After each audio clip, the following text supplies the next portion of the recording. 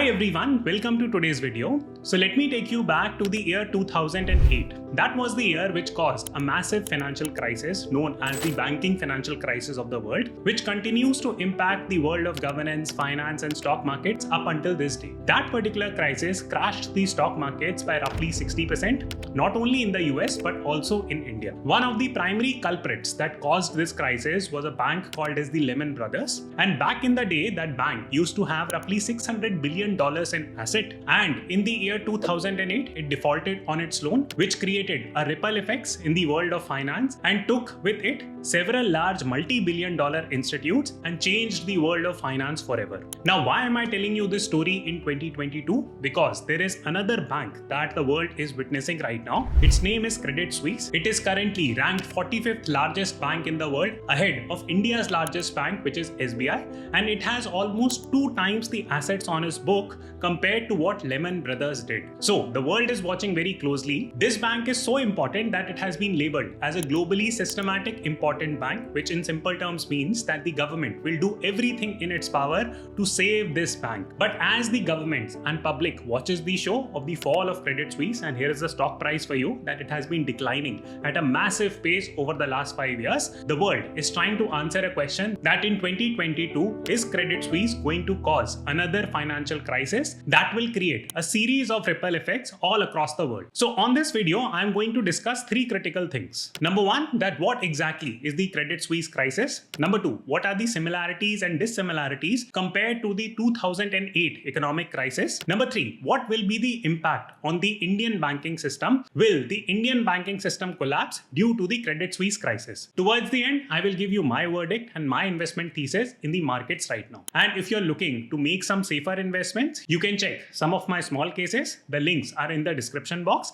and let us kickstart our discussion. So let me first and foremost quickly explain what led to the Credit Suisse crisis. You will find a lot of complicated explanations about this on the internet, but let me simplify the entire crisis in a layman's term. In order to understand the genesis of the crisis, let me very quickly explain the operating model of a bank like Credit Suisse. So Credit Suisse makes a lot of money due to its wealth management practice. You might have heard that Switzerland is a fairly rich country and it is known for its robust banking, or rather secretive banking. Now, what is exactly meant by it? In very simple words, a lot of HNIs or high net worth individuals put their money or give their money to a bank like Credit Suisse and ask a bank like Credit Suisse that, hey, here is my money, take it, now go and invest and help me generate returns. What Credit Suisse simply says, it says thank you, very well, and then it takes this money and start investing in a series of businesses and financial instruments. Whatever returns it is making, it takes a particular cut and gives it back to its HNIs. This is what, in oversimplified way, is the operating model of Credit Suisse. Now, up until 2008, banks like Credit Suisse were doing phenomenally well. The HNIs were making a lot of money. There was a lot of risk appetite in the market, and the period 2002 to 2008 became one of the most prosperous periods for any investment bank, including Credit Suisse. But unfortunately, the 2008 financial crisis triggered a series of regulatory mechanisms by the government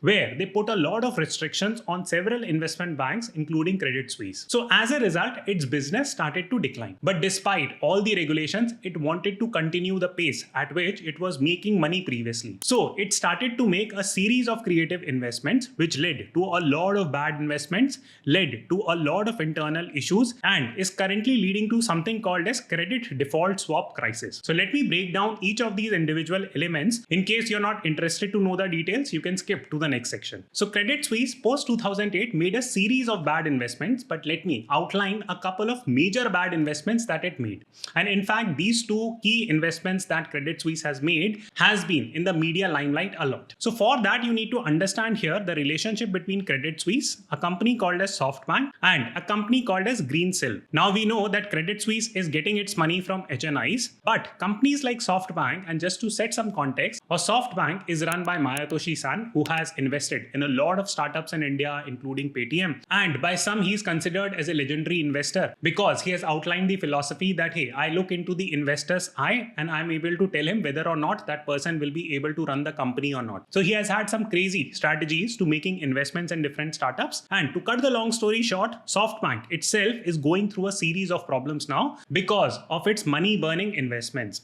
Now, one of the key investments that it made was in a company called as Greensill. which in turn became a type of an investment bank which was giving money to a lot of other people. Now, this entire nexus is still being investigated. Credit Suisse has filed lawsuits against SoftBank. SoftBank has countersued Credit Suisse. Why? Because this company called as Greensill has gone bankrupt. In fact, the founder of Greensill has been personally mentored by Masayoshi Son and has been able to create a lot of contacts via him. And it has been rumored that Masayoshi Son was the person who connected Greensill with Credit Suisse. So to cut the long story short, a lot of money flew from Credit Suisse to a company like Greensill, and Greensill in turn invested the money in companies like Khare and a bunch of other different companies, and all these companies have gone bankrupt. And in this entire process, Credit Suisse has lost a lot of money in the form of bad investments. So as these things started to unfold post 2017, here is what the stock price looks like, that it has dropped by roughly 73-74% over the last 5 years. Now, bad loan problem is faced by almost every bank, but the problem gets exacerbated when you combine this bad loan problem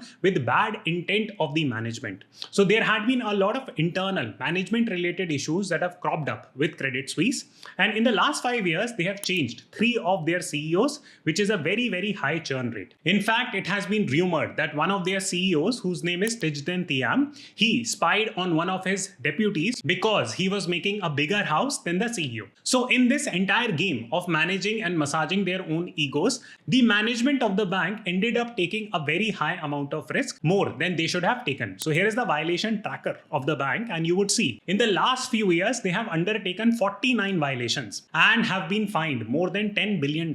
Now, banking is a trust-based business. If you have a high default problem, if you have a bad investment problem, if you have a bad management problem, what do you think the depositors are going to do? Those high net worth individuals on which the entire infrastructure of Credit Suisse is built. Of course, they are going to withdraw their money or will divert their money to some other banks. So this brings us to a concept called as credit default swap. And this is a chart that you might be seeing these days in the news, which keeps on hinting to the fact that, hey, in 2008, this is what the CDS spread of Credit Suisse was, and it is touching exactly the same point in 2022. So it is almost given that the bank is going to go under from this point. So let me very quickly demystify what is the meaning of credit default swap, because understanding this concept is very important in case you want to understand the difference between 2008 crisis and this ongoing 2022 crisis. So very quickly, this is what a credit default swap means. So assume that Credit Suisse has $500 billion of assets on its book.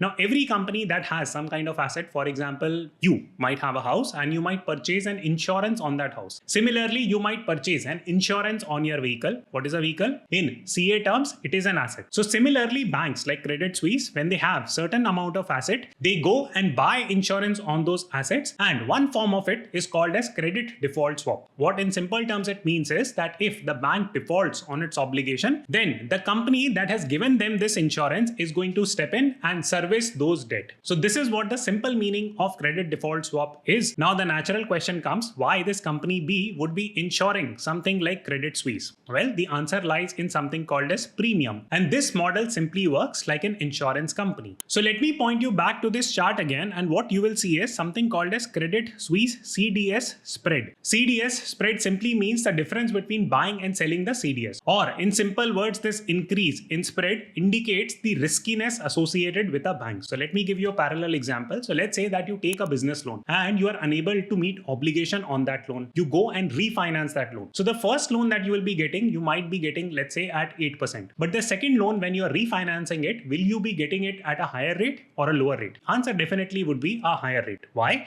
Because you have been unable to service that loan, and that is probably the reason why you are restructuring and refinancing it. So this brings us to a natural question that, okay, fine, I understand that Credit Suisse is going through a crisis. It is a crisis that has probably been made by them, but I still see that CDS spread and it is causing me a heart attack because it's again 2008 like situation. So are we in a situation in 2022 where Credit Suisse is going to cause a global financial meltdown? The short answer there is no, and let me break it down for you. So here is a very important paragraph that will help you understand the CDS situation with Lehman Brothers back in 2008, because that bank had to file for bankruptcy. So is Credit Suisse going to go through the same fate? So let us quickly understand. So you will read this paragraph that Lehman Brothers Investment Bank owed $600 billion in debt, out of which $400 billion was covered by CDS. So CDS is a financial instrument. It is like a bond. You can go and trade it with other companies, hold it, sell it to people, etc., etc. So at that juncture in time, Lehman Brothers had a very big exposure. Almost 66% of its total assets were tied to CDS. So now comes the natural question, and this is something that majority of the people are not telling you, that how did Lehman Brothers get to a stage where 66% of their assets were tied to a CDS? If you understand this simple thing, you will understand the whole concept. So before 2008, the regulations on investment banking were very relaxed. One of the key things that investment banks could do was that they could take their creditors' money. For example, if you and I go and deposit money with an investment bank, they can take it up and invest in this CDS. But after 2008 crisis, there was a new law that came into effect, which was called as the Dodd-Frank Wall Street Report Act of 2009, and it somewhat stopped this or curtailed this practice to a very large extent. So this is the number one difference between the 2008 crisis and the current ongoing 2022 crisis. The second key systematic difference was that in 2008, the crisis was tied to the real estate market. People assumed that, you know what, the real estate prices will forever go up. That is the same assumption that we have in India. And if you go and ask your parents, grandparents, etc., that should I go and buy a house, one of the key rationale that they will give you is that, okay, buy it because real estate prices hardly ever go down. So that is the assumption that led to a housing bubble from the year 2002 onwards to 2007. And the bubble finally burst in 2008. Why did the bubble burst? The reason was that a lot of people took loans to buy those houses. Now, as long as people have the ability to pay the EMIs, this entire bubble will keep on going up. But unfortunately, the banks kept on giving loans to something called as subprime category people, which simply meant that they deliberately picked candidates who could not service their loan. And as a result, the real estate bubble became bigger and it finally burst in 2008. The important point to note in 2008 crisis was that a lot of other banks were involved. They had cross exposure to the entire real estate sector. It was not a bank specific problem. In 2022, yes, the size of Credit Suisse is huge, but this is to a very large extent a bank specific problem. Now, third and final point that we discount between 2008 and 2022 is that 2008 was a sneak attack or a surprise attack that happened on the financial markets. The governments did not have a whiff that investment banks were probably doing it, or they did not have systems and processes to avert such a crisis. 2008 turned out to be a bitter experiences for the government, where they had to give a lot of answers to the people. And to cut the long story short, in 2022, the governments are much better prepared, not because they have developed some kind of wisdom, but just because they have had the experience of dealing with such a crisis before. Now let us quickly discuss that what will be the impact of Credit Suisse crisis on Indian banks. There are two types of problems that Indian banks can face. One would be called as a direct problem, that hey, Credit Suisse runs its operations in India and it might have a lot of exposure in India. So if Credit Suisse in India goes under, then it might take a lot of other banks with it. This is called as interlending of bank problem. For example, HDFC lends a lot of money to SBI.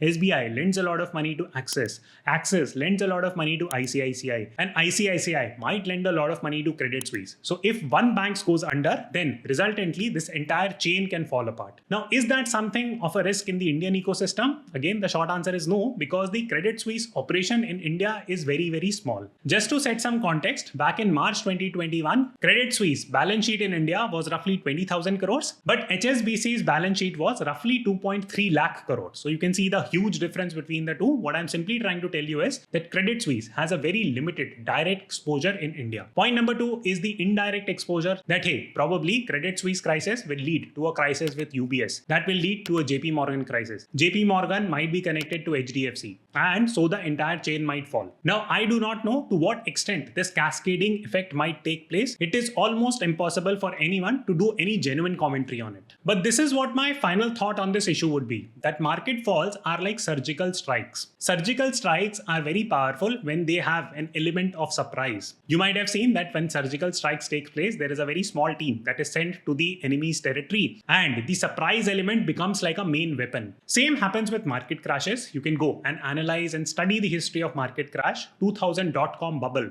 was a unique crisis in itself. It led to a lot of market fall. 2008 financial crisis was a unique crisis in itself, which was our CDS, mortgage-backed security-based crisis. 2020 COVID crash was a sneak attack. It was a surprise no one could have predicted. Again, the markets fell. 2022, if you're terming it as a banking crisis, do understand that the world has already witnessed this crisis and is much better prepared to deal with it. I hope you enjoyed this video. If you did, do press the like button and subscribe to this channel, and I will see you the next time.